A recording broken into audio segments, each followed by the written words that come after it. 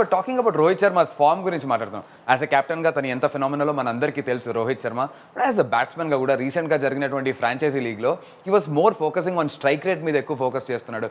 I think ఆ opener ఏదైతే ఆ 6 ఓవర్స్లో మాక్సిమం అగ్రెసివ్ స్టార్ట్ అందించే ప్రయత్నం టీమిండియా కోసం అని చెప్పి ఆ ఫ్రాంచైజీ లీగ్లో కూడా ప్రాక్టీస్ చేసినట్టు అనిపిస్తుంది కళ్యాణ్.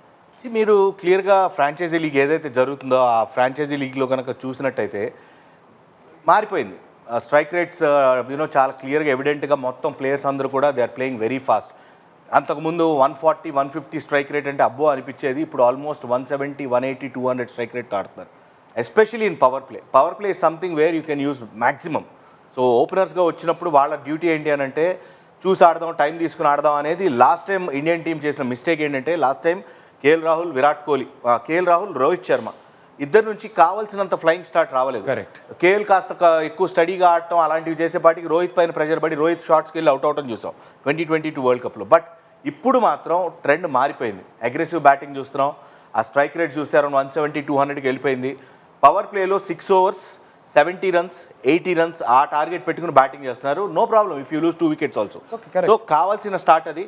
మ్యాక్సిమం ఎంతమంది బ్యాటర్స్ ఆడతారు T20 ఫార్మేట్లో మనం మ్యాక్స్ టు మ్యాక్స్ చూస్తే నెంబర్ 6కి చాలా తక్కువ సందర్భాల్లో వస్తుంది. Correct. So you need to play with 6 batsmen. 6 batsmen in the power play. మధ్యలో ఒక 2 wickets ఎక్కడైనా పోయినా 6 batsmen ఎందులో 2 మధ్యలో ఏదైనా 2 wickets పోయినా లాస్ట్లో ఫినిష్ చేస్తారు లాస్ట్ ఫైనల్ 5 overs.